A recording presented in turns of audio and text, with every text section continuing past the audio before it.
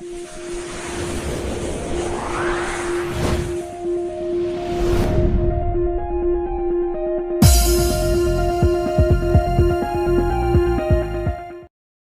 Morning बच्चों। आज का टॉपिक है साउंड क्लास 9th NCERT, यानी साउंड के बारे में हम लोग बेसिक कंसेप्ट अभी देखेंगे क्या है।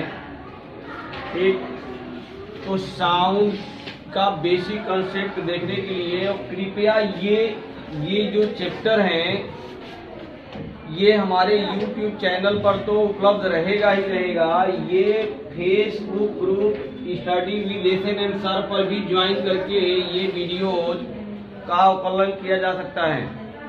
तो कृपया वहां भी जाके इस वीडियो को सर्च किया जा सकता है, वहां भी ये वीडियो मौजूद मिलेगी। ठीक है, तो बात रही साउंड की। साउंड यानी ध्वनि, साउंड यानी ध्वनि। ध्वनि सबसे पहले इस कंसेप्ट में हम देखेंगे कि ध्वनि how can produce sound. Basic concept है कि साउंड को कैसे प्रोड्यूस किया जाता है, यानी उत्पन्न किया जाता है। ठीक है, हम बोल रहे हैं या हम सब लोग बोलते हैं, साउंड उत्पन्न हो जाता है। कभी हमने इसके बारे में सोचा ही नहीं कि मुंह हिलाने से, मुंह बंद रखने से साउंड उत्पन्न होगा? नहीं होगा। होगा। अब कहोगे कि गूंगे भी बोलते हैं, गूंगा भी बोलता है ना, हा? तो गूंगा भी बोलता है तो मुंह बंद करके बोलता है या मुंह खोल के बोलता है? दोनों टाइप से बोल सकता है, ऐसा कुछ नहीं है। मुंह बंद करके बोलेगा वो भी कुछ, तो भी गाँव कर रहे हो तो भी कुछ, मुंह बंद करके या खुला करके भी बोलोगे तो कुछ न कुछ साउंड प्रोड्यूस हो रहा है। तो हम यदि इसके बारे में थोड़ा सा कंसेप्ट लगा के सोचे तो समझ में आ जाएगा कि sound how can sound produce. ठीक है ना, लेकिन कभी कोई सोचता नहीं है, और जो नहीं सोचता फिर वो उसका कंसेप्ट तो भगवान भरोसे है। ठीक है ना, क्योंकि ये बोला गया है कि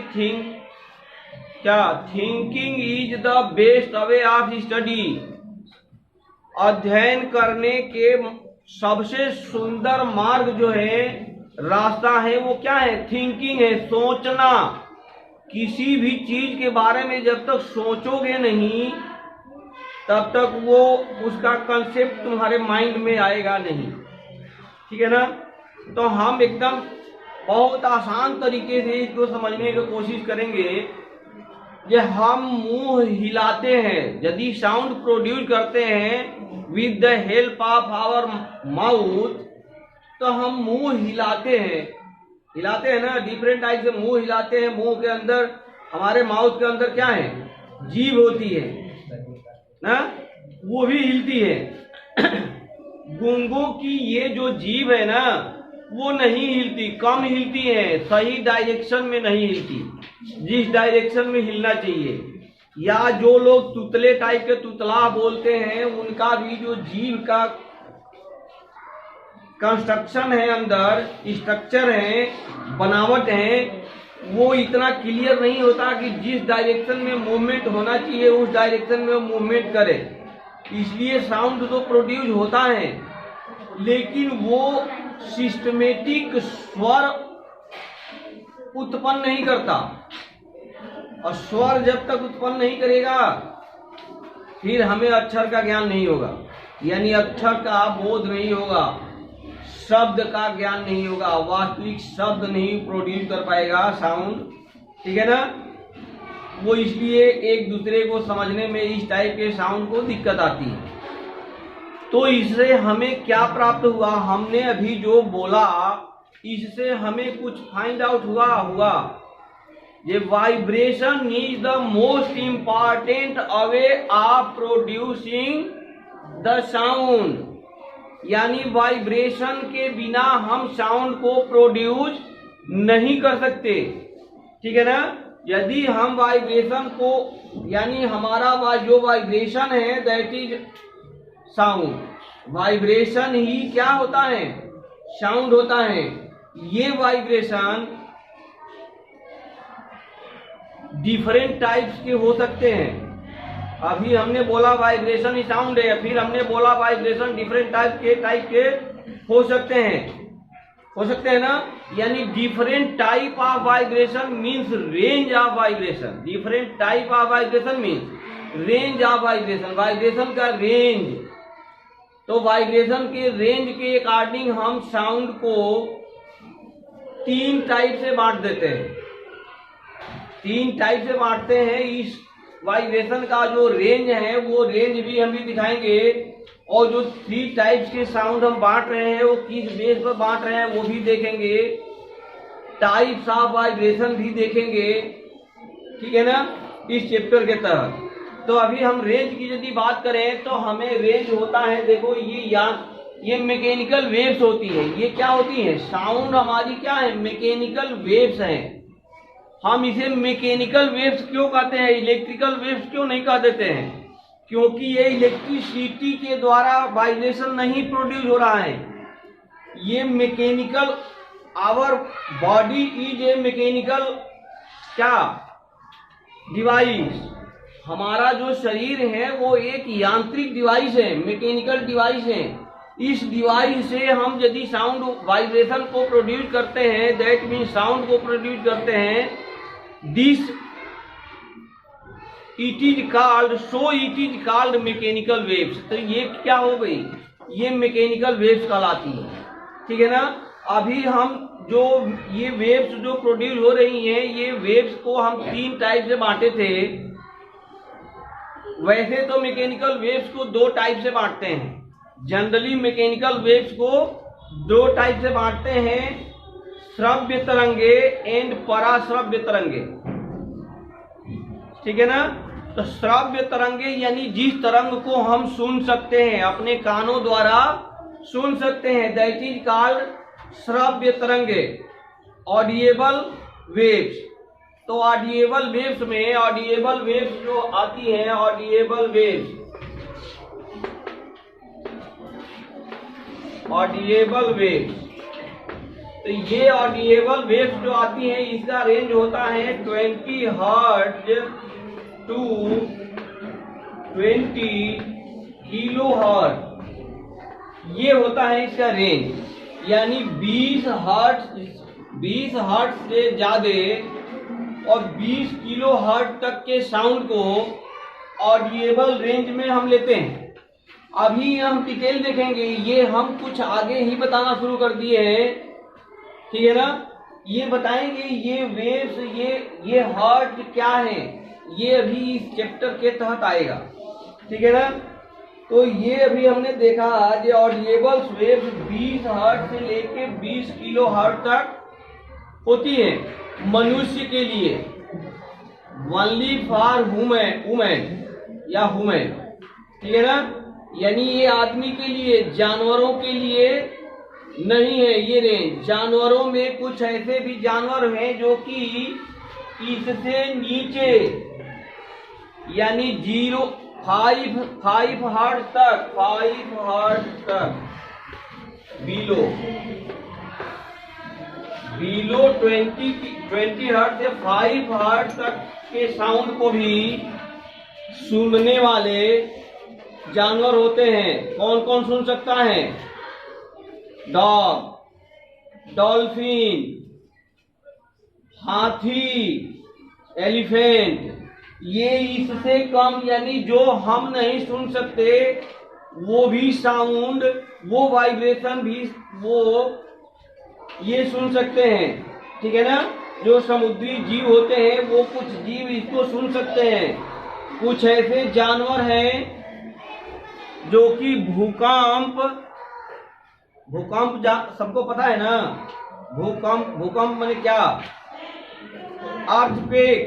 अर्थक्वेक जो होता है वो आने से पहले वो उसका वेव बहुत कम होता है। जो अर्थक्वेक आता है उसका वेव जनरली बहुत क्या होता है, कम होता है। वो हमारे कान से सुनाई नहीं देता, आवाज वो भी प्रोड्यूस करता है। और वो जब आना होता है ना, आवाज प्रोड्यूस होना होता है तो कुछ ऐसे जीव हैं जो कि 20 हर्ट्ज से नीचे की वेव्स को भी सुन सकते हैं। वो लगते हैं फड़फड़ाने लगते हैं पहले ही वो उन सबों का आभास हो जाता है कि कहीं कुछ आवाज प्रोड्यूस हो रहा है। जैसे कुत्ता सोया हो और उसे कान में कोई भी किसी टाइप का आवाज आए तो तुरंत उठ के खड़ा हो जाएगा ना, तुरंत उठ के खड़ा हो जाता है। वैसे ही ये 20 हर्ट्ज से नीचे के साउंड को सुनने वाले जीव हैं, जानवर हैं, एनिमल्स हैं, उन सबों में जागरूकता आ जाती है कि कहीं से आवाज प्रोड्यूस हो रहा है, मतलब इस वेव्स का। और इससे जो ऊपर के जो साउंड है वो किस में चले जाते हैं? इंफ्रारेड कहलाते हैं। ये अल्ट्रा या इंफ्रा।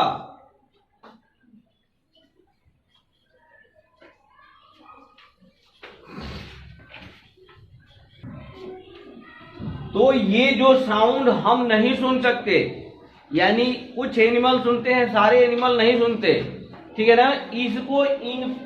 इसको इंफ्रा कहते हैं। इनको क्या कहते हैं? इंफ्रावेव्स। ये इंफ्रावेव्स के रेंज में आते हैं, इंफ्रावेव्स।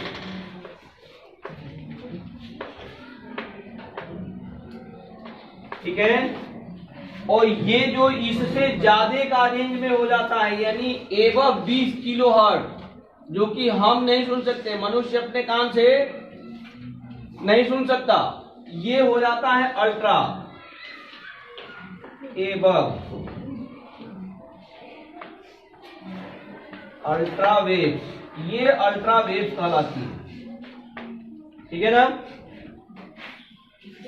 तो ये हमारा श्रव्य यानी ऑडिएबल वेव्स का रेंज है। इससे नीचे वाले को हम इंफ्रा वेव्स कहते हैं और इससे ऊपर वाले को अल्ट्रा वेव्स कहते हैं, ठीक है ना। तो ये रेंज ऑफ वेव्स हमने देखा, साउंड का जो रेंज है ये हमने देखा। लेकिन अभी हम जो बेसिक कंसेप्ट पर चल रहे थे वो हमें अभी देखना है कि इसको हमने बोला था मैकेनिकल वेव्स। साउंड को हमने बोला था मैकेनिकल वेव्स। तो हम देखते हैं मैकेनिकल वेव्स यानी यांत्रिक तरंगें, मैकेनिकल वेव्स।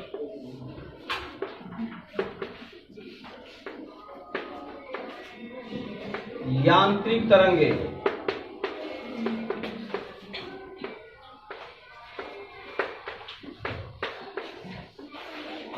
ठीक है ना। ये तरंगे जो तरंगे हमने लिखा मैकेनिकल वेव्स, जो हमें साउंड प्रोड्यूस हो रहा है वाइब्रेशन के द्वारा, due to the vibration of with mechanically या by mechanically is called mechanical wave. इस वेव्स में होता क्या है, हम पुनः अपने जगह पर ही आ गए। वो रेंज तो देखे, लेकिन फिर हम आ गए वही थिंकिंग पर, सोचने पर आ गए, ठीक है ना। यानी ये प्रोड्यूस तो होता है मैकेनिकली, वाइब्रेशन से प्रोड्यूस होता है, लेकिन इस वाइब्रेशन में एक्चुअल में क्या होता है ये देखना है कि हम जो वाइब्रेशन कर रहे हैं उसमें क्या वाइब्रेट हो रहा है। कुछ हो तो रहा होगा जिससे साउंड प्रोड्यूस हो रहा है। देखो ऐसा है, ये भोजपुरी में या हिंदी में बोला जाता है ना कि एक हाथ से ताली नहीं बजती। ये तो सिंपल सी बात है, सब लोग जानते हैं कि एक हाथ से ताली बजती है क्या? नहीं बजती। ताली बजाने के लिए क्या चाहिए? दो हाथ चाहिए, दो हाथ चाहिए। यानी यहां भी साउंड जो प्रोड्यूस हो रहा है, दो हाथ से जो ताली बजती है तो क्या होता है? साउंड तो प्रोड्यूस होता है। ताली बजाते हो तो कुछ और नहीं आवाज आता है ना, साउंड ही तो आता है। हाँ, नहीं कोई तेज ताली बजा दोगे तो भगवान जाने आवाज आ सकता है, हम नहीं जानते हैं, इसका जिम्मेदार हम नहीं है ना। तो कहने का मतलब ये है ये एक थाली ले लो, ताली को छोड़ो, ताली तो सब लोग देखे हैं। अभी अभी हमारे देश में कुछ समय पहले यानी 6 महीना 1 साल पहले थालियां भी बहुत बजी है। थाली उठाने से अकेले बज जाती थी क्या? नहीं, उसको बजाना पड़ता था। यानी 2 चीज चाहिए, एक थाली और दूसरा चम्मच या डंडा, तब वो थाली बजती थी ना। तो यानी वहां भी 2 चीज चाहिए थी। तो यहाँ साउंड जो मैकेनिकली साउंड हम प्रोड्यूस करने की बात कर रहे हैं, उसमें सेकेंड थिंग्स है क्या? एक तो चलो हमारा मुंह से हम यदि बोल रहे हैं तो हमारे मुंह में जो जीभ है या मुंह है अपना हिला लेते हैं ना, तो वो वाइब्रेशन हो रहा है। लेकिन आखिर में ये जो वाइब्रेशन हो रहा है, ये वाइब्रेशन से साउंड कैसे प्रोड्यूस हो रहा है?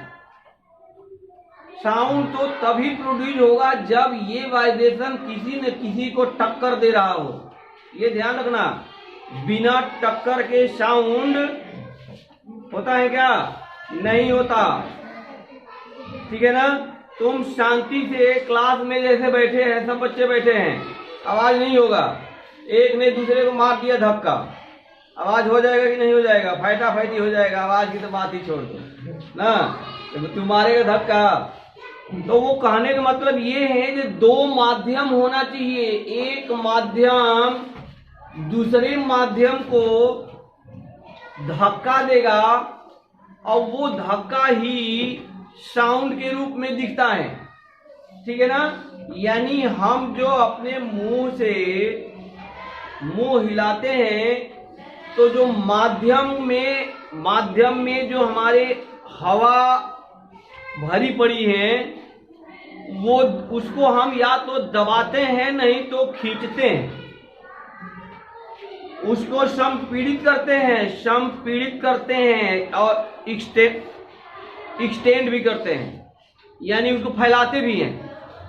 तो यह संपीड़न या एक्सटेंशन ऑफ द माध्यम ही साउंड कहलाता है, साउंड हो जाता है। ठीक है ना?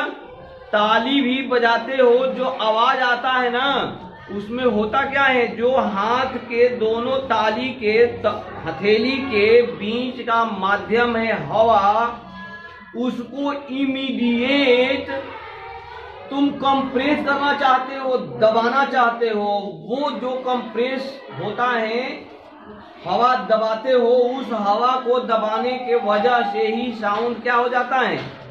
प्रोड्यूस होता है। माइक में भी यही होता है। माइक में यदि हम इसको थोड़ा सा इस साउंड को और आगे जाएं, कहाँ जो माइक से हम बोलते हैं, जो एम्पलीफायर से कनेक्ट करके लाउड स्पीकर से आवाज को तेज करना चाहते हैं, ठीक है ना? तो जो माइक होता है वो क्या होता है? वो मैकेनिकल डिवाइस है। अब कोई कहेगा कि मैकेनिकल डिवाइस है, तो वो मैकेनिकल डिवाइस लाइट से क्यों जोड़ा जाता है ना? वो इलेक्ट्रोमैकेनिकल डिवाइस है। Not only mechanical device, that is called electromechanical device. वो इलेक्ट्रोमैकेनिकल वेव्स उत्पन्न करती है। उसमें कुछ नहीं होता, उसमें होता है, देखो दोनों साइड में, यदि हम माइक की बात करें, किसकी बात कर रहे हैं? माइक की बात कर रहे हैं। तो यहाँ कुछ नहीं होता, यहाँ देखो, यहाँ ऐसे मैग्नेट लगा रहता है। दोनों साइड में क्या लगा होता है? मैग्नेट लगा होता है। और इसके अंदर करंट कैरिंग कंडक्टर यानी कॉइल लगे होते हैं। यहाँ कॉइल लगा होता है, ठीक है? ये कॉइल लगा होता है, ये दोनों ये वायर के रूप में बाहर निकल जाता है। और ये जो कॉइल लगा होता है ना, यहाँ एक बहुत बारीक उससे डायफ्राम जुड़ा होता है इस कॉइल से। इस कॉइल पर क्या जुड़ा होता है? एक जाली नुमा डायफ्राम, जिसको डायफ्राम कहते हैं। ये इससे टच हुआ रहता है, जुड़ा रहता है, इससे टच रहता है, जिसको पर्दा बोल देते हैं कि पर्दा फट गया है, आवाज ऐसे भड़बड़ भड़बड़ आवाज आएगा ना, यानी भारी आएगा या नहीं आएगा, आवाज नहीं आएगा, पर्दा फट गया, उसको ठीक करवाओ। तो वो फट गया, ठीक करवाओ, उसका भी मीनिंग समझ में आना चाहिए। ये जो पर्दा ऊपर से लगा रहता है ना, जब हम माइक के पास जाके बोलते हैं तो हम इसके डायफ्राम पर, ये जो डायफ्राम है ना, इसको धक्का देते हैं। इसको क्या करते हैं? धक्का पहुंचता है।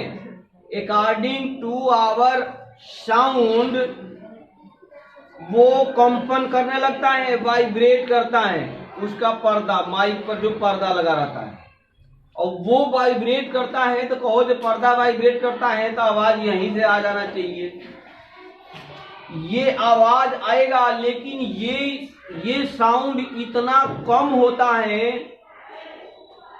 ये साउंड जो प्रोड्यूस हो रहा है ना, वो बहुत ही कम होगा, वो हम कान से सुन नहीं सकते। यानी वो इंफ्रारे के रेंज में वो प्रोड्यूस हो रहा है।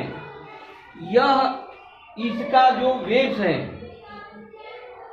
इससे, इस डायफ्राम से, हमने अभी बोला ये एक करंट कैरिंग कंडक्टर, यानी बहुत पतला वायर, करंट कैरिंग कंडक्टर उस डायफ्राम में चिपका रहता है और वो यहाँ निकला रहता है नीचे, ठीक है ना। उसका दोनों टर्मिनल नीचे निकला रहता है बाहर, जहां सोल्डरिंग आयरन से सोल्डरिंग करके वायर निकालते हैं। ये जब यहाँ दोनों साइड में मैग्नेट हैं, परमानेंट मैग्नेट हैं, तो ये इसमें मूव करेगा। ये इसमें क्या करेगा? जब हम बोलेंगे तो ये करंट कैरिंग कंडक्टर इसमें मूव करेगा, हिलेगा, और मूव करेगा तो ये यदि परमानेंट मैग्नेट है तो ये फ्लक्स जनरेट कर रहा होगा ना, ये फ्लक्स जनरेट कर रहा होगा, जिसे हम फाई कहते हैं। जिसे क्या कहते हैं? फाई। आगे के कक्षाओं में जब जाएंगे तो ये समझ में आ जाएगा डिटेल। अभी क्लास 10th में, क्लास 10th के चैप्टर में ये हम लोग पढ़ चुके हैं। कहाँ? जनरेटर के केस में, how can generate the EMF, electromotive force, वो भी ऐसे ही जनरेट होता है। तो यदि करंट कैरिंग कंडक्टर फ्लक्स को कट करेगा अकॉर्डिंग टू द टाइम या विद रिस्पेक्ट टू टाइम, तो flux cut with respect to time ही क्या होता है? ईएमएफ कहलाता है। यानी EMF electromotive force, it is equivalent voltage, यही हमारे वोल्टेज के इक्विवेलेंट होता है। ये बराबर हो जाता है -n d∅dt, ठीक है ना। जहां n क्या है? Number of coil. ये जो कॉइल बनाया गया ना, नंबर ऑफ टर्न्स हैं। तो ये यहाँ से वोल्टेज प्रोड्यूस हो जाता है। तो ये जो हम यहाँ से माइक लेके जो बोलते हैं, उससे यहाँ पर इन दोनों टर्मिनल पर वोल्टेज इंड्यूस हो जाता है, प्रोड्यूस हो जाता है। और ये वोल्टेज इतना कम होता है कि इसको डायरेक्टली हम यदि लाउड स्पीकर या साउंड बॉक्स में जोड़ दें तो वो वहाँ साउंड जनरेट नहीं कर सकता। इसलिए इस वायर को हम ले जाते हैं एक बॉक्स में। इस बॉक्स का नाम होता है एम्पलीफायर। एम्पलीफायर नाम होता है। ये एम्पलीफायर में जाता है। वो इस सिग्नल को, जो कि स्मॉल क्वांटिटी यानी स्मॉल रेंज में प्रोड्यूस हुआ है, this signal amplified by the amplifier up to operating range of loudspeaker. कि लाउड स्पीकर को कितना वोल्टेज हमको चाहिए लाउड स्पीकर को ऑपरेट करने के लिए, उस वोल्टेज तक, उस रेंज तक हम यहाँ से एम्पलीफाई कर लेते हैं, यानी वृद्धि कर लेते हैं। और उसके बाद इसी को हम लाउड स्पीकर पर जोड़ देते हैं, तो हम यहाँ धीरे से साउंड प्रोड्यूस करते हैं। और वो लाउड स्पीकर बहुत तेज, लाउड नाम ही है, लाउड माने जोर से चिल्लाना ना, तो वो वहां जोर से चिल्लाता है। ये समझ में आया। तो ये सारे के सारे यहां हमने जो दिखाया माइक का प्रोसेस ना, ये भी साउंड प्रोड्यूस करने का ही डिवाइस है। This is a device, this is a type of device which produce our sound in the form of इसमें इलेक्ट्रोमैग्नेटिक वेव्स, ठीक है ना, चुंबकीय तरंगों के रूप में, वैद्युत चुंबकीय तरंगों के रूप में ये प्रोड्यूस कर देता है, ठीक है साउंड। अच्छे, तो ये स्मॉल क्वांटिटी की साउंड थी। अभी हमने यहाँ 3 रेंज भी साउंड के, अभी 3 रेंज भी हम लोगों ने देखा, इंफ्रा, ऑडिएबल एंड अल्ट्रा, ठीक है ना। ये साउंड का रेंज भी मोस्ट इम्पॉर्टेंट रेंज होता है, टॉपिक है योर कॉम्पिटिटिव एग्जाम व्यूज के अनुसार। जो different type of exam competitive exam होते हैं उसमें इंफ्रा वेव्स का रेंज पूछ सकता है, अल्ट्रा वेव्स का रेंज पूछ सकता है, ऑडिएबल रेंज भी पूछ सकता है। तो ये रेंज भी हमें हमेशा क्या होना चाहिए, याद रखना चाहिए, ठीक है ना। जो चूहे होते हैं ना वो अल्ट्रा वाले अल्ट्रासाउंड भी सुन सकते हैं, वो अल्ट्रा वेव्स का साउंड सुनते हैं, ठीक।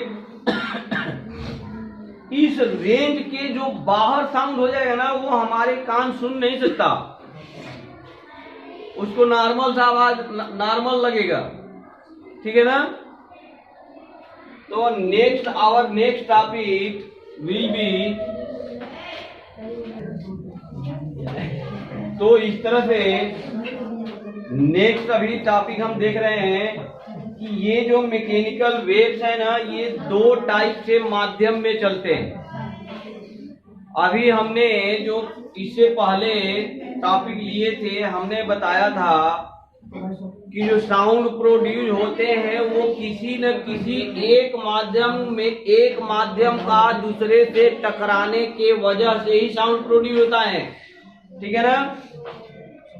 बिना टकराहट के साउंड प्रोड्यूस नहीं होता। तो ये अभी उसी क्रम को आगे बढ़ाते हुए हमने देखा तो मैकेनिकल वेव्स हमने देखा कि 2 प्रकार के होते हैं। कौन कौन से? एक है ट्रांसवर्स वेव्स जिसे अनुप्रस्थ तरंग कहते हैं। नंबर 2 होता है लॉन्गिट्यूडिनल वेव्स, अनुदैर्ध्य तरंगे होते हैं। अब इसमें हम देखेंगे कि ये अनुप्रस्थ और अनुदैर्ध्य ये क्या है, इसे हम क्यों कहते हैं, ऐसे इस तरह से क्यों कह रहे हैं, क्या कह रहे हैं। देखो एक पत्थर को ले लें, यदि हम एक पत्थर को कहीं तालाब हो या पानी हो, शांत पानी हो, नदी ले लो, कहीं नदी में या तालाब में जहां शांत जल है उसमें एक पत्थर को फेंक दो। यदि एक पत्थर को फेंकोगे तो वो जहां पत्थर गिरेगा वहां कुछ डिस्टरबेंस पैदा होता है। वो डिस्टरबेंस हम सब लोग जानते हैं, देख रखे हैं। वो वहां किस टाइप से डिस्टरबेंस होते हैं, वहां तरंगे उत्पन्न होती है। जहां पत्थर गिरेगा उसके अराउंड में चारों तरफ पानी ऊपर नीचे कंपन करने वाली तरंग उत्पन्न करेगा। वो तरंग बहुत वो बढ़ता, एक वहां से प्रोड्यूस होता रहेगा कुछ टाइम तक, अप टू सम टाइम वो एक प्रोड्यूस होता रहेगा। वो जो गोले के आकार में यानी सर्कुलर जो तरंगे उत्पन्न हो रही हैं वो ऊपर नीचे होते हुए हमें बहुत दूर तक, यानी यदि तालाब है तो उसके किनारे तक जाते हुए दिखाई देता है, ठीक। लेकिन हमें दिखाई तो देता है जो वो किनारे तक गया, लेकिन ऐसा होता नहीं है। यही तो बात है, जो दिखाई देता है इन जनरल माइंड वो एक्चुअलिटी नहीं होता।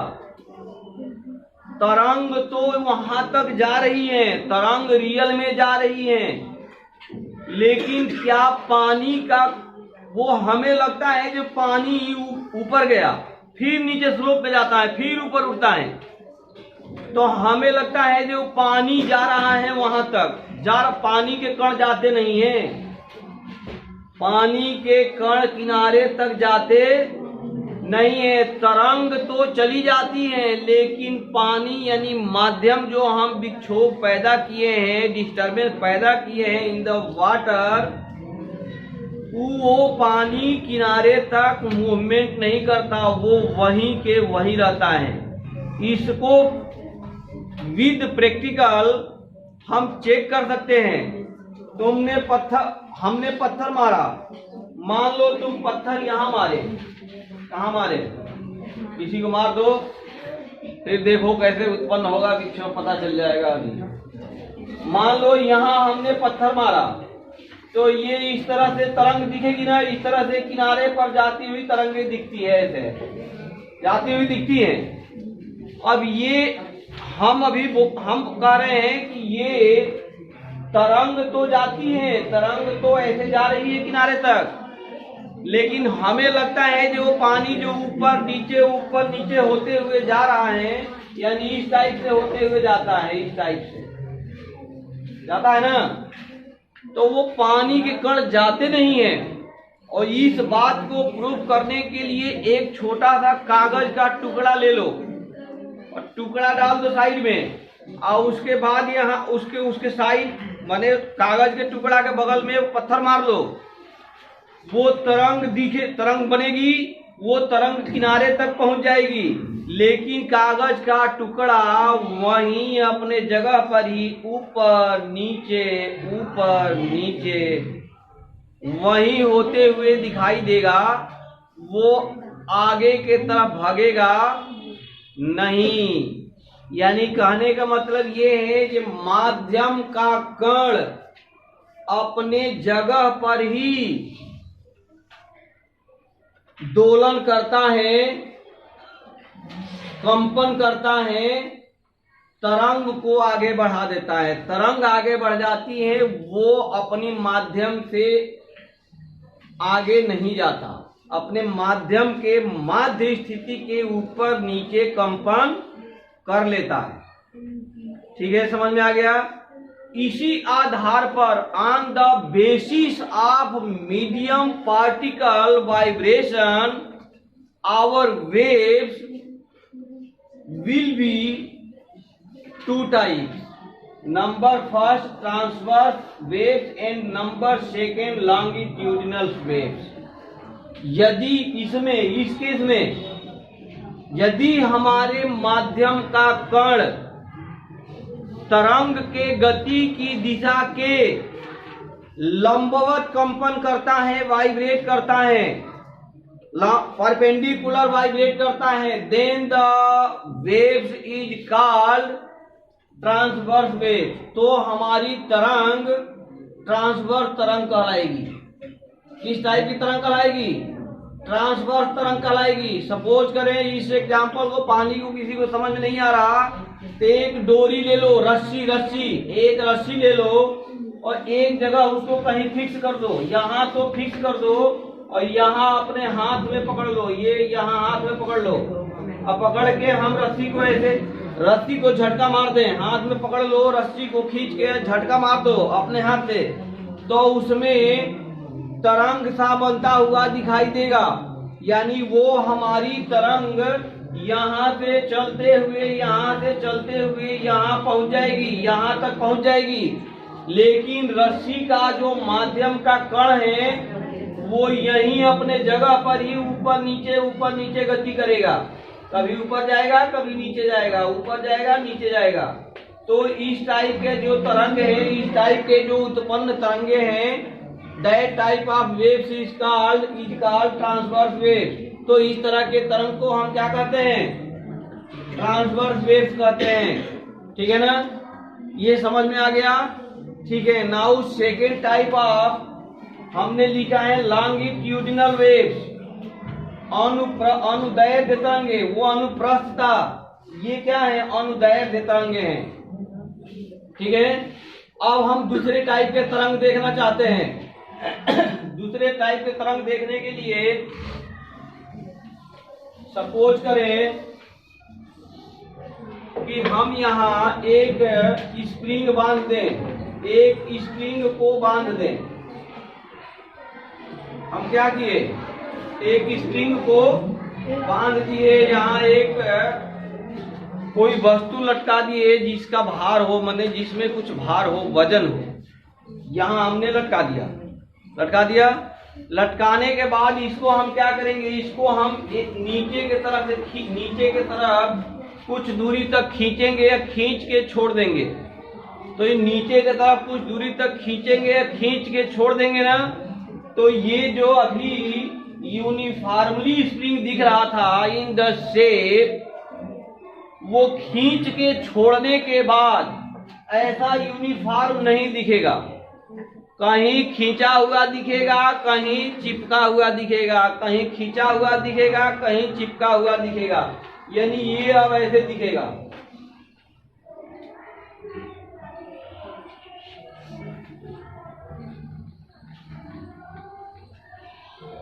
ये इस टाइप से दिखेगा, देखो यहाँ की, ठीक है ना, यानी इस टाइप से तरंग हमारी प्रोड्यूस हो रही है ऊपर नीचे। तो हमारी यहाँ पर हमारा जो वेव्स हैं, जो तरंग है, वो ऊपर नीचे चल रहा है, ठीक। और हमारे जो कण है, माध्यम का कण यानी स्प्रिंग का पार्टिकल्स, स्प्रिंग के मटेरियल का पार्टिकल, इसका भी दिशा क्या है कंपन करने का, ऊपर नीचे ही है। तो this type of waves is called longitudinal waves, यानी लंबाई के ही दिशा में, यानी माध्यम तरंग, वह तरंग, यानी that type of waves which is, जो कि हमारे माध्यम के कंपन के दिशा में चलती है, जो कि that type of waves which is moved in the direction of medium is called longitudinal wave, जो कि माध्यम के कण के मूवमेंट के दिशा में यदि चल रही है हमारी तरंग, तो उसे हम क्या कहते हैं, लॉन्गिट्यूडिनल वेव्स कहते हैं, ठीक है ना। तो इस तरह से हमने मैकेनिकल वेव्स कितने टाइप्स के होते हैं वो हमने देखा, ठीक है। और क्या देखा, रेंज ऑफ साउंड, जो हम सुन सकते हैं, जो नहीं सुन सकते हैं, वो रेंज भी हमने देखा, ठीक है ना। नेक्स्ट टॉपिक, ये जो तरंग की बात जो आ रही है, तरंग यानी वेव्स, इसके बारे में थोड़ा सा और डिटेल हम देखेंगे, ताकि ये हमें पता चल सके कि इस चैप्टर के तहत यानी इस टॉपिक के तहत किस किस टाइप के न्यूमेरिकल पूछा जाता है, and what is the importance of the waves of sound, इसका इम्पोर्टेंस क्या है। अरे सुनने वाला इम्पोर्टेंस तो है, जो हम ध्वनि प्रोड्यूस करते हैं तो अपनी भावना को दूसरे तक पहुंचाते हैं, ठीक है ना, साउंड के द्वारा पहुंचाते हैं ना, sound and with the help of language, भाषा के द्वारा अपनी भावना को एक दूसरे से व्यक्त करते हैं, पहुंचाते हैं। लेकिन इसका साइंटिफिक एप्लीकेशन क्या है वो हम अभी देखेंगे। एक शब्द आता है सोनार, ठीक है ना। तो वो सोनार क्या है वो हम देखेंगे, and what is the work of sonar, and कैसे, and how can we calculate the distance of, क्या डिस्टेंस ऑफ, डिस्टेंस नहीं गहराई ले लो, डिस्टेंस को गहराई मान लें, समुद्र की गहराई, को हम कैसे कैलकुलेट करते हैं। हम इससे सोनार जो शब्द अभी हमने यूज किया, अभी देखेंगे इसका डिटेल। इसके सहायता से with the help of sonar system हम समुद्र की गहराई को पता कर लेते हैं, जो समुद्र की गहराई यहाँ कितना है। ठीक है ना। जो पनडुब्बी चलती है, नाम सुना हो ना पनडुब्बी का, हाँ? पानी के अंदर चलती है ना, वो पानी वो समुद्र की सतह से कितने नीचे है वो ऊपर वाला बंदा पता कर लेता है। ये समुद्र की कितने नीचे है, या वहां से समुद्र की तली यदि वो नीचे है वो, तो वहां से समुद्र की तली कितना नीचे है वो पता कर लेता है। आया समझ में। तो ये है अभी इसका एप्लीकेशन, अभी देखेंगे हम डिटेल।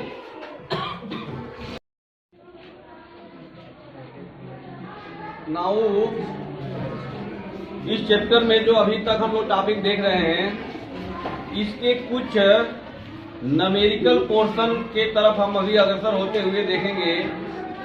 इससे रिलेटेड किस टाइप के फार्मूले जनरेट होते हैं, उस फार्मूले का एप्लीकेशन क्या है। ठीक है। यहाँ टॉपिक दिया गया है, हेडिंग है कि सम डेफिनेशन ऑफ वेव। ठीक है ना। सम डेफिनेशन ऑफ वेव्स, यानी हम अभी तक देखे हैं, इस चैप्टर में देख लिए हैं कि हमारी तरंगे किस तरह से चलती है माध्यम में। ठीक है। तो ये यदि हम इस तरह से एक ये बना लें,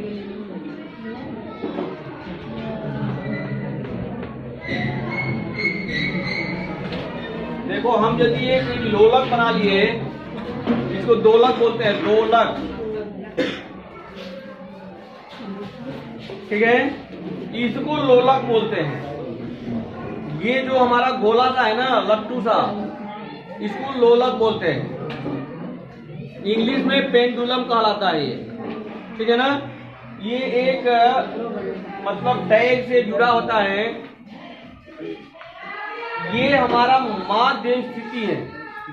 इसकी माध्य स्थिति यानी हम ये लटका के यदि छोड़े हैं, तो जहां ये रुका हुआ है, दैट इज कॉल्ड माध्य स्थिति। ये हमारा इसका मीन पोजीशन है। ठीक है ना।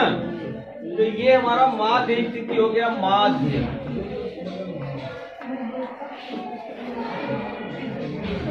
स्थिति।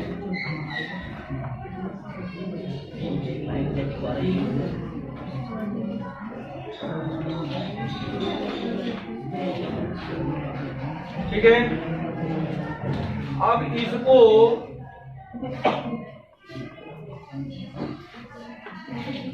यदि हम यहां पहुंचा दें,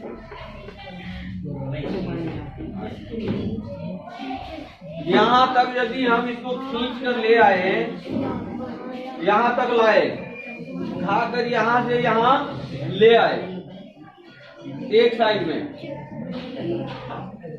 स्थिति नंबर 1, इसको हम मान ले स्थिति नंबर 1। नहीं, ये 1 नहीं होगा, ये क्या होगा, 2 होगा। 1 तो यही है, स्थिति माध्य स्थिति नंबर 1। फर्स्ट पोजीशन नंबर 1 तो हमारा यही है ना, ये यही लिख दो 1। 1 से हम कहा लेके आए, 2 पर लाए।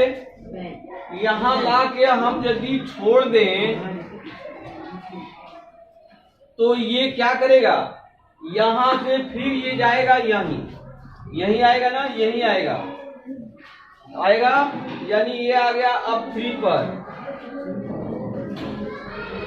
ठीक। 3 से कहा जाएगा, अगले दूसरे किनारे पर चला गया, यहां चला जाएगा, यहां जाएगा। यानी ये हमारा हो गया, मान लो कंडीशन नंबर 4। कंडीशन नंबर 4, तो ये यहां आएगा, यहां से आने के बाद फिर ये आ जाएगा, यही आएगा ना। यानी ये यहां से ऐसे गया, फिर वापसी आया, फिर दूसरे साइड में गया, फिर प्रारंभिक यानी इनिशियल पोजीशन में आया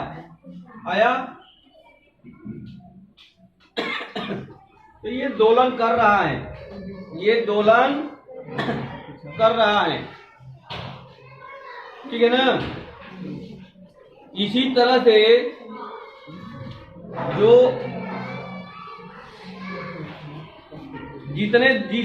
जो भी दोलन हो रहा है, सारे दोलन इसी तरह से हो रहे हैं। जो तरंग हम विक्षोभ पैदा किए थे डिस्टर्बेंस, वहां भी जब पानी में हम बोले थे कागज का टुकड़ा डाल दो तो वो अपने जगह पर ऊपर जाएगा, नीचे जाएगा, फिर अपने जगह पर आएगा, फिर ऊपर जाएगा, फिर नीचे जाएगा ना। यानी हम यदि ये हमारा जो पानी का सतह का ये लेवल था शांत पानी का, तो यहाँ जब हम विक्षोभ पैदा किए थे तो ये पानी का लेवल अब ये ऐसे जाने लगा था, ऐसे जाने लगा था,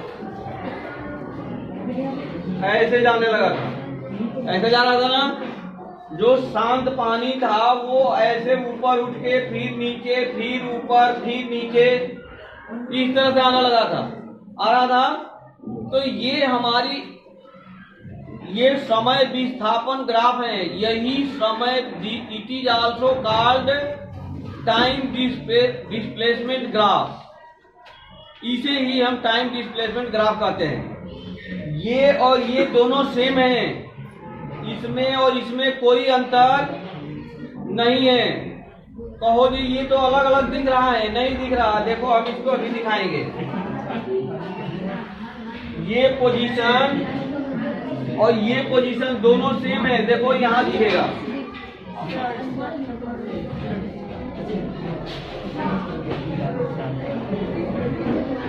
ये हम कंडीशन नंबर फर्स्ट मान लें, ये लाइन हमारा क्या है, पोजीशन नंबर फर्स्ट है, तो ये है हमारा पोजीशन नंबर फर्स्ट, ठीक है।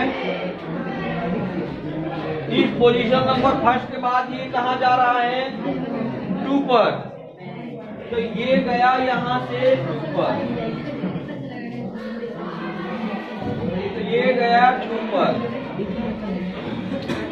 पर गया, 2 से ये कहाँ आएगा, 3 पर आएगा ना, तो ये 2 से आ गया 3 पर, ये हो गया हमारा 3, ये हो गया 1, 3 पर आया। 3 पर आने के बाद ये कहाँ जा रहा है, दूसरे डायरेक्शन में 4 पर, तो ये दूसरे डायरेक्शन में अब जाएगा 4 पर, ये हो गया हमारा 4 गया। अब फिर ये पहुंच जाएगा 1 पर, तो 1 यानी इस लाइन पर, तो फिर ये पहुंच गया 1 पर, ये हमारा 1 का ही स्थिति है ना, तो ये 1 की स्थिति पर आ गया। अब देखो ये जो पानी वाला हम अभी दिखाए थे वो और ये दोनों सेम है ना। स्प्रिंग वाला भी, जो स्प्रिंग का हम जो दिखाए थे लॉन्गिट्यूडिनल एंड ट्रांसवर्स वेव, दोनों सेम है। उसमें उसको भी मैथमेटिकल, उसका भी मैथमेटिकल फॉर्म में देखेंगे तो वो भी सेम इसी वेव मतलब शेप में आएगा। तो ये हमारा graphical representation of the waves है, यानी जो भी तरंगे हमारी चलती हैं उसका ग्राफिकल निरूपण है, जिसमें ये हम कहते हैं इस डायरेक्शन को कहते हैं एम्पलीट्यूड।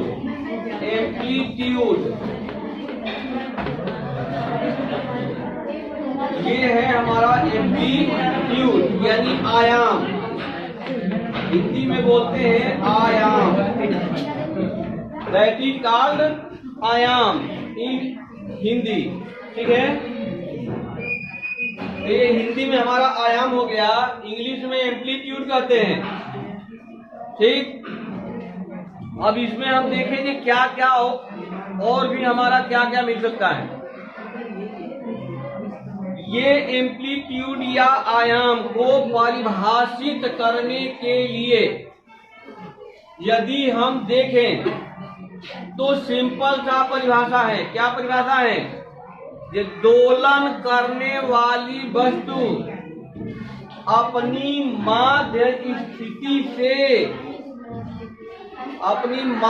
स्थिति के एक तरफ अधिक से अधिक जितनी दूरी जाती है, इस तरफ या इस तरफ, किसी भी एक तरफ अधिक से अधिक जितनी दूरी जाती है, that is called amplitude of the wave. उसे एम्पलीट्यूड ऑफ द वेव्स कहते हैं।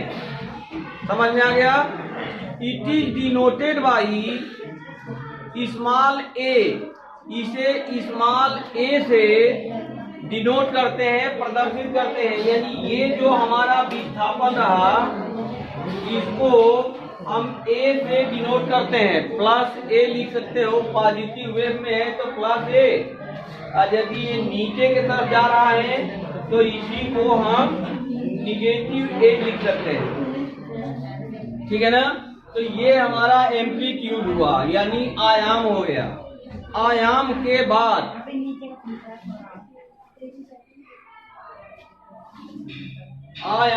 बाद नेक्स्ट हमारा टॉपिक आएगा पीरियड, टाइम पीरियड। तो टाइम पीरियड नेक्स्ट हमारा है टाइम पीरियड।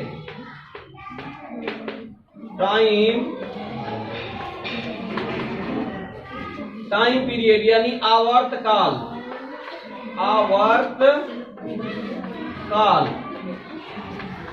ठीक है ना?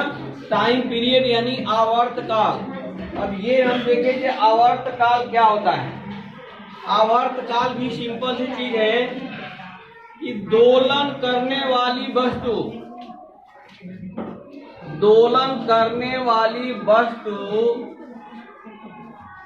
एक दोलन में, एक कंप्लीट दोलन में, time taken by the pendulum in one complete wave is called time period। ठीक है ना? यानी दोलन करने वाली वस्तु द्वारा एक कंप्लीट वेव फॉर्म को कंप्लीट करने में, यानी एक वेव फॉर्म को कंप्लीट करने में जितना टाइम लिया जाता है, दैट टाइम इज कॉल्ड आवर्त काल, यानी टाइम पीरियड। क्लियर? अब हम यदि यहाँ देखें, इसमें देखें कि वन वेव फॉर्म हमारा कहाँ से कहाँ तक हो रहा है, तो देखो ये कंडीशन नंबर फर्स्ट था, फर्स्ट से सेकेंड पे गए, सेकेंड से थर्ड पर आए, थर्ड से फोर्थ पर गए, फोर्थ से फर्स्ट पर आए। अब ये कंप्लीट वन वेव फॉर्म हुआ, यानी कंप्लीट वन वेव फॉर्म के लिए कहां से कहां तक चलना है? 1 to 2, 2 to 3, 3 to 4, 4 to 1। ये हमारा कंप्लीट वेव फॉर्म होगा। पोजीशन नंबर फर्स्ट से सेकेंड पर गए, सेकेंड से थर्ड पर आए, थर्ड से फोर्थ पर गए, फोर्थ से फर्स्ट पर आ गए। That is your complete one way form and time taken by these complete one way form is called time period. इसे आवर्त काल कहते हैं। क्लियर? तो ये आवर्त काल हो गया, ये टाइम पीरियड हो गया। इसके बाद एक और शब्द आता है, क्या? फ्रीक्वेंसी। एक और आएगा फ्रीक्वेंसी।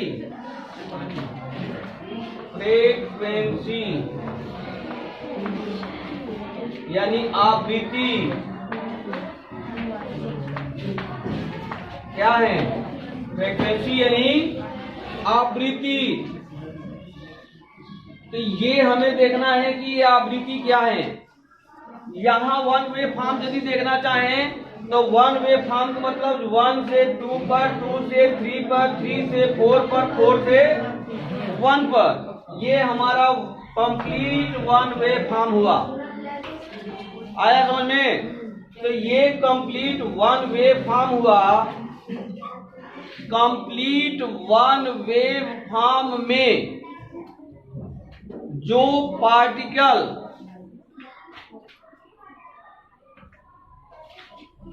ये पार्टिकल द्वारा टाइम लिया गया, यानी यहां से यहां तक आने में, that time is called time period. ठीक है ना? यानी यहां से यहां तक हम इधर टाइम ही लिए हैं। इधर क्या लिया गया है? टाइम ही लिया गया है। इधर लिया गया है डिस्प्लेसमेंट या डिस्टेंस। डिस्प्लेसमेंट, और ये हमारा क्या लिया गया है इधर? टाइम। ठीक है ना? अब यदि हम आ जाए फ्रीक्वेंसी पर, तो फ्रीक्वेंसी मीन्स नथिंग। ये बहुत सिंपल सी चीज है, दिमाग में याद रखो। ये प्रति सेकेंड यानी एक सेकेंड में किए गए कंपनों की संख्या फ्रीक्वेंसी कहलाता है।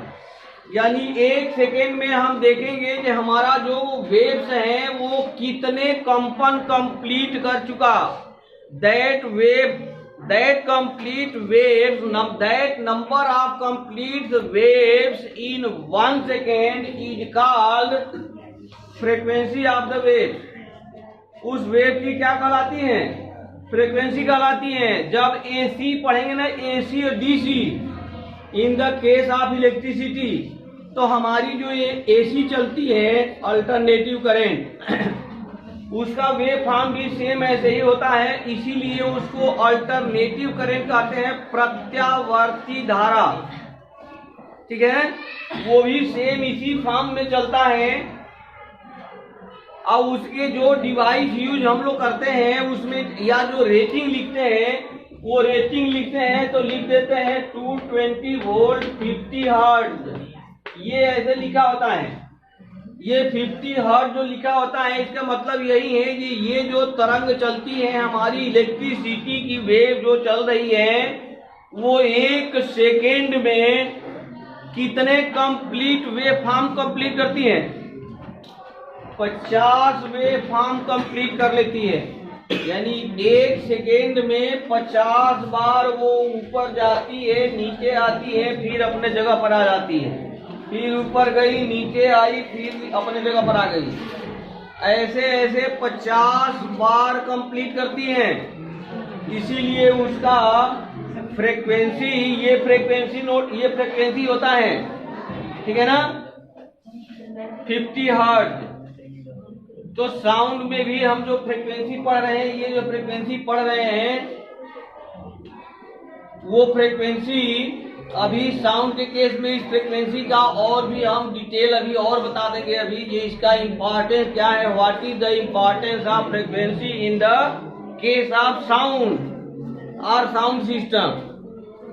ठीक है ना? अभी साउंड सिस्टम का इसका कुछ रेंज हम स्टार्टिंग टॉपिक में लिए थे ना। एक तो था इंफ्रारेड वेव, वहां भी जो लिखा गया था हर्ट्ज और किलो हर्ट्ज, वो यही है। The unit of frequency is called hertz. यानी फ्रीक्वेंसी की जो इकाई होती है वो क्या होती है? हर्ट्ज होती है। हर्ट्ज नामक एक वैज्ञानिक ने इस बात की पुष्टि किए थे, इसलिए इसका मात्रक को भी हम हर्ट्ज से ही जानते हैं। आ गया समझ में? यानी फ्रीक्वेंसी को यदि हम वो और देखें तो हम लिख सकते हैं इसको एफ से डिनोट करते हैं। F is equal to vibration, complete vibration या कंप्लीट वेव फॉर्म,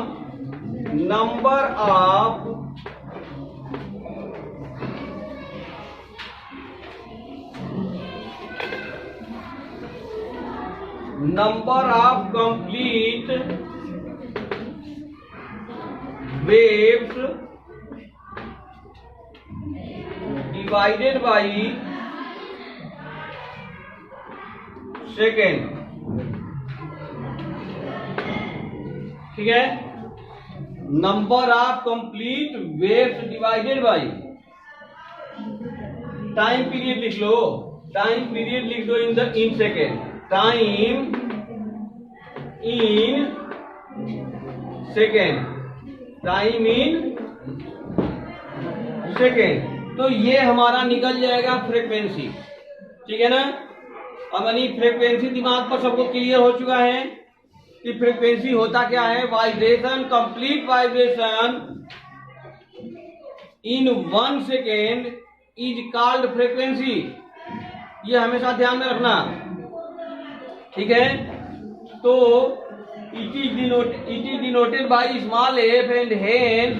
यदि इसका हम वो देखें यूनिट, तो यूनिट आ जाएगा cycle, cycle per second, cycle per second, or ओ or hertz, cycle per second or hertz. Cycle यानी चलाने वाली साइकिल नहीं, ये दिमाग मत रखना जो 2 पाँव वाला चलाने वाली साइकिल, साइकिल 1 सेकेंड तक चला दिए तो हो गया फ्रीक्वेंसी का यूनिट, ऐसा नहीं है। वो साइकिल अलग चीज है। ये cycle means complete one wave form, this cycle means complete one wave form. ठीक है ना। तो नंबर ऑफ वेव फॉर्म्स पर second is called frequency, hence the unit of frequency will be cycle per second और hertz. ठीक है। तो ये क्लियर है। टाइम जो हम आवर्त काल जो लेते थे वो टाइम पीरियड को कैपिटल टी से डिनोट करते हैं। किससे? कैपिटल टी से।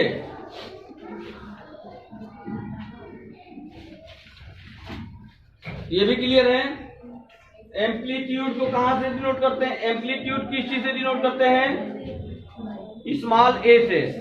ये भी क्लियर है। अब एक चीज और हम देखेंगे।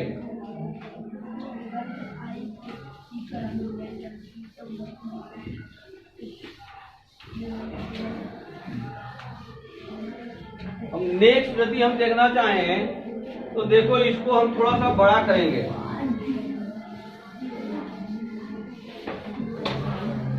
इस फिगर को हम यदि बड़ा कर दें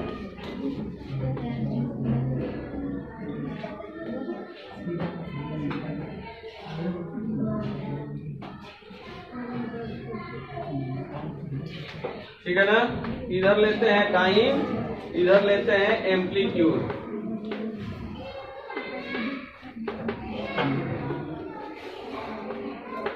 ठीक है। इसमें इन दोनों बिंदुओं को the maximum point, the max point of two waves, continuous two waves यानी consecutive waves, the peak point, इसको पीक पॉइंट भी कहते हैं। क्या कहते हैं? Peak point.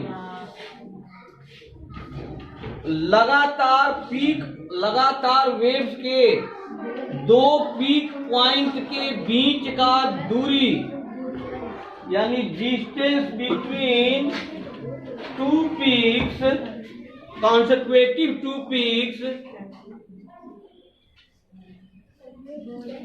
और नीचे देखो इसको हिंदी में जो ये पीक हम कह रहे हैं इसको हिंदी में बोलते हैं श्रिंग, श्रिंग।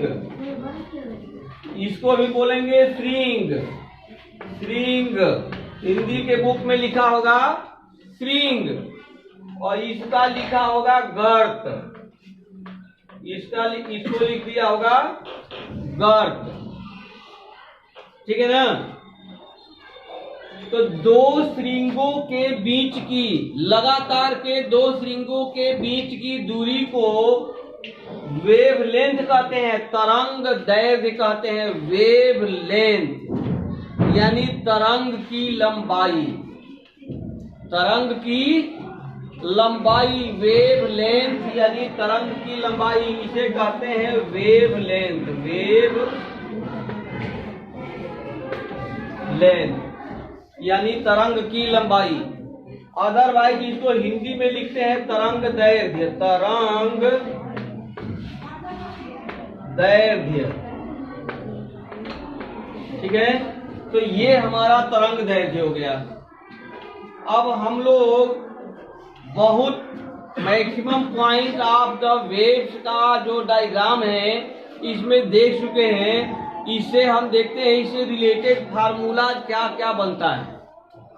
ठीक है, तो फार्मूला पर यदि हम जाएं तो तरंग द्वारा एक तरंग में इन वन कंप्लीट वेव, तरंग द्वारा जो चली गई दूरी है वो कितना है, lambda. It is called lambda. ये जो नोटेशन है वेव लेंथ का, इसको क्या कहते हैं, पढ़ते हैं lambda. Lambda is the notation of wave form in the case of this diagram. ठीक है तो ये कंप्लीट वन वेव फॉर्म में चली गई दूरी है, और कंप्लीट वन वेव फॉर्म में चलने का टाइम पीरियड हमें पता है, that is called time period. Time period यानी आवर्त काल, वो भी हमें पता है। It is denoted by capital T, उसे हम कैपिटल टी से डिनोट करते हैं। तो हमें विस्थापन पता चल गया, यानी दूरी पता चल गई। उस दूरी को चलने में टाइम पता चल गया, तो तरंग का क्या निकल सकता है, चाल निकल सकता है, तरंग की वेग निकाल सकते हैं, स्पीड ऑफ वेव निकाल सकते हैं। तो इस तरह से स्पीड ऑफ वेव हम यदि देखें, speed of wave v is equal to, तो ये क्या हो जाएगा, lambda divided by capital T. ठीक है ना, यानी एक वेव हो दो, एक कंप्लीट वेव में चली गई दूरी डिवाइडेड बाई टाइम पीरियड, आवर्तकाल। ये हमारा हो गया तरंग का वेग निकालने का फार्मूला। यानी हम यहाँ से with the help of this formula we can calculate the speed of wave. ठीक है, ये इसको यदि हम और थोड़ा सा मॉडिफाई करें तो यहाँ T1 देखो एक चीज और होता है, N is equal to 1/T। अब ये कहो कि ये N कहाँ से आ गया, ये क्या है, ये आवृत्ति कहलाता है। इट इज कॉल्ड, इसको हम क्या कहते हैं, आवृत्ति। It is the reverse of time period. यह टाइम पीरियड का क्या होता है, रिवर्स होता है, उल्टा होता है। इसे हम हिंदी में आवृत्ति कहते हैं। ठीक है, हिंदी में क्या कहते हैं, इसे आवृत्ति कहते हैं। ठीक है, तो यहां से यदि हम इस आवृत्ति को यहां ले लें तो 1/T की जगह पर हम क्या लिख सकते हैं, N लिख सकते हैं। तो ये हमारा फार्मूला हो जाएगा N लेम्डा। तो ये देखो, ये हमारा बन गया formula to find the speed of wave, यानी तरंग की गति, चाल निकालने का ये हमारे पास फार्मूला बन गया। ठीक है ना, ये तरंग की चाल किन किन बातों पर निर्भर करती है, ये ध्यान रखना। अभी जो हम बोलने जा रहे हैं ये कॉम्पिटिटिव क्वेश्चन के पॉइंट ऑफ व्यू से मोस्ट इंपॉर्टेंट है। अभी तक तो ये सिलेबस के अकॉर्डिंग था। मोस्ट इंपॉर्टेंट टॉपिक है जो साउंड का वेग, यानी वेलोसिटी ऑफ साउंड किन किन बातों पर डिपेंड करता है, किन किन बातों पर डिपेंड करता है, माध्यम के कणों के ऊपर, यानी माध्यम पर डिपेंड करता है। वो माध्यम पर डिपेंड कैसे करता है, इस बात को देखने के लिए यदि हम देखना चाहें कि माध्यम पर ये कैसे डिपेंड करता है, तो यदि माध्यम की रिजिडिटी यानी दृढ़ता गुणांक, ये टॉपिक तो अभी यहाँ फिलहाल में कंप्लीट है। अभी इस टॉपिक को आगे बढ़ाते हुए थोड़ा सा एक्स्ट्रा हम देखना चाहें तो ये एक्स्ट्रा में आ जाएगा कि v is equal to velocity of sound, v is equal to हमने लिख दिया यहाँ एटा डिवाइडेड बाई d। ये इसको एटा पढ़ते हैं, एटा। ये होता है दृढ़ता गुणांक, दृढ़ता गुणांक, इसको रिजिडिटी बोलते हैं, रिजिडिटी। रिजिडिटी, ठीक है ना।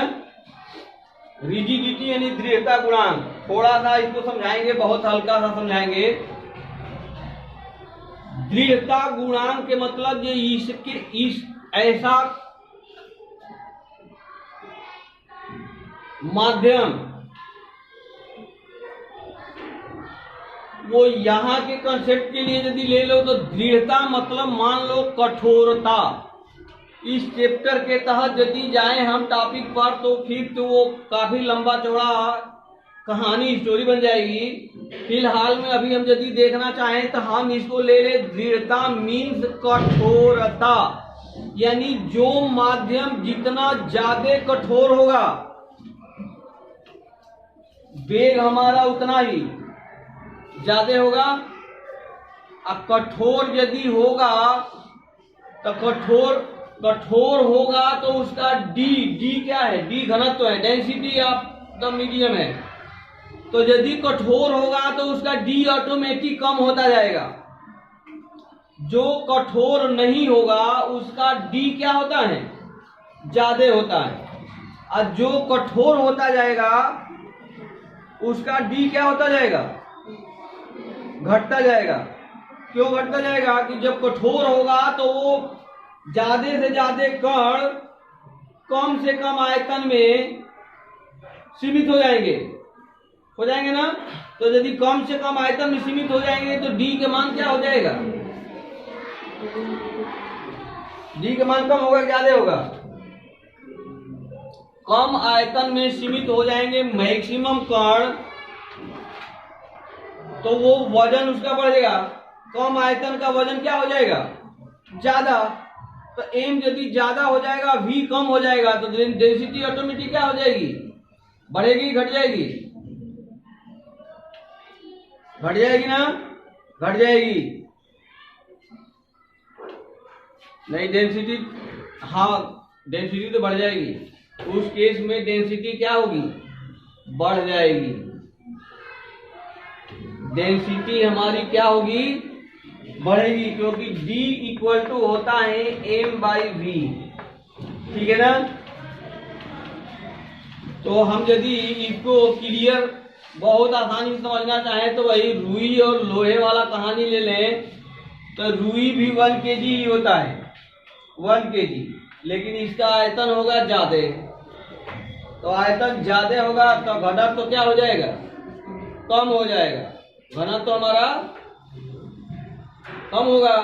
और लोहा यदि ले ले तो लोहा 1 kg का आयतन बहुत कम होगा रुई के सापेक्ष। तो आयतन यदि कम हो जाएगा तो ये यदि कम हो जाएगा तो ये हमारा क्या हो जाएगा, ये कम, आयतन कम, तो ये बढ़ जाएगा। आयतन ज्यादा तो ये हमारा कम हो जाएगा, ठीक है ना। तो ये याद रखें, ये डेंसिटी माध्यम के डेंसिटी के इनवर्सली प्रोपोर्शनल होता है V, इनवर्सली प्रोपोर्शनल होता है क्या, V, ठीक है ना। अब माध्यम के दृढ़ता, जो दृढ़ता होता है रिजिडिटी, अभी जैसा कि हमने बताया रिजिडिटी यानी कठोरता, कठोरता के डायरेक्टली प्रोपोर्शनल होता है। यानी मेटल में जितने इसका कॉन्सेप्ट हम यदि हल्का सा लेके चले अपने साउंड सिस्टम पर, तो यदि हमारा पदार्थ का माध्यम, साउंड का माध्यम मेटालिक हो यानी धात्विक हो, तो वहां साउंड का जो स्पीड होगा वो ज्यादा होगा।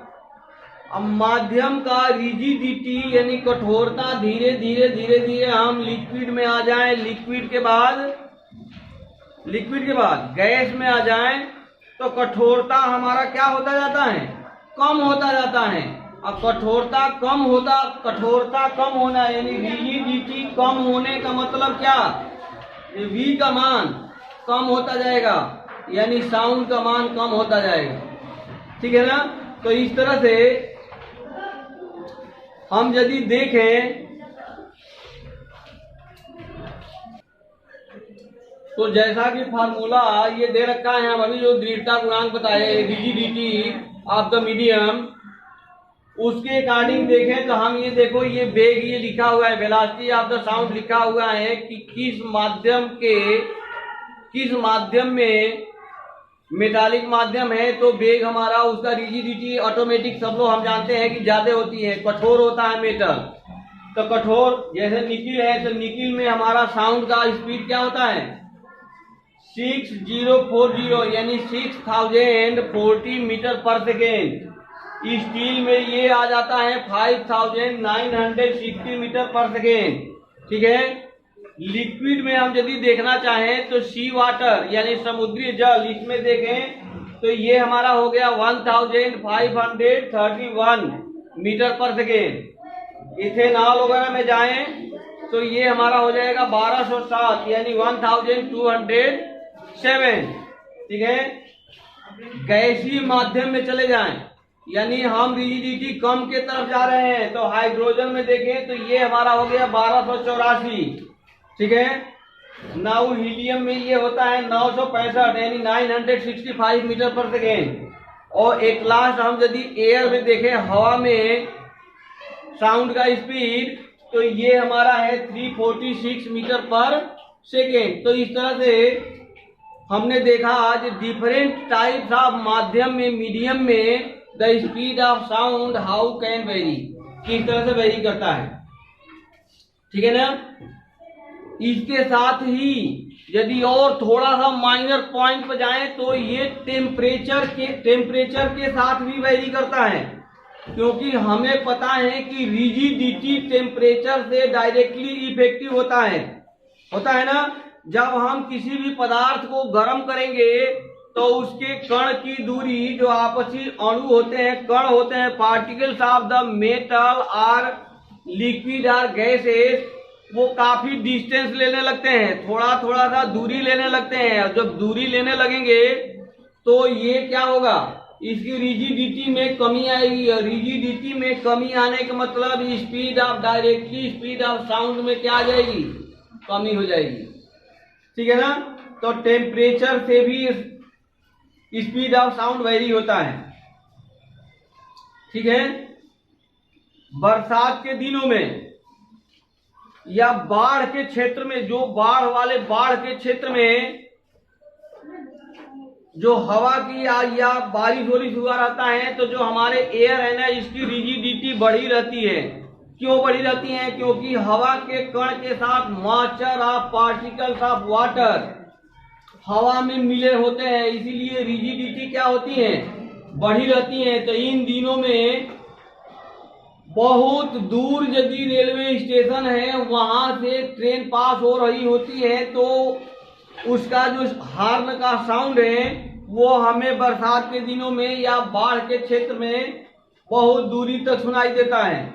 जबकि गर्मी के दिनों में या नॉर्मल कंडीशन में उस दूरी से हमें कोई साउंड हॉर्न की सुनाई नहीं देता है। तो ये ध्यान रखें कि रिजिडिटी के ऊपर, माध्यम के रिजिडिटी से साउंड का वेग डायरेक्टली क्या होता है, डायरेक्टली प्रोपोर्शनल होता है। ठीक है। वो रूट में है तो रूट तो ठीक है, रूट अपना काम करेगा, यानी उसके वर्गमूल के डायरेक्टली प्रोपोर्शनल होता है, ठीक है ना। रूट का डायरेक्टली प्रोपोर्शनल होता है वो according to the formula. Clear है? तो ये हो गया। अब देखें, यदि हम अभी एक शब्द आया था इस चैप्टर में, एक लास्ट टॉपिक है सोनार। क्या टॉपिक है? सोनार। उसको भी क्लियर कर लें। तो ये लास्ट टॉपिक है एप्लीकेशन ऑफ साउंड के। साउंड का हम जो बता रहे थे अभी बीच में, हम इसका चर्चा किए थे सोनार का। ये वही सोनार है, ये सोना बनाने वाले सोनार नहीं है, ये ध्यान रखना। इस सोनार का मीनिंग है साउंड नेविगेशन एंड रेंजिंग, ठीक है ना। रेंजिंग नहीं है, रेंजिंग है, यानी इससे हम रेंज पता करते हैं, परास पता कर लेते हैं, दूरी पता कर लेते हैं, ठीक है। जे हमारा कितना गहराई, समुद्र की तली की गहराई पता करते हैं। सपोज करो जी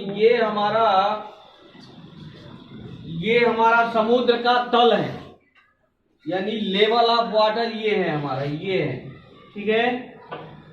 ये हमारा लेवल ऑफ वाटर है। यहां हमारा कोई सीप है, यहां हमारा कोई क्या है, सीप है।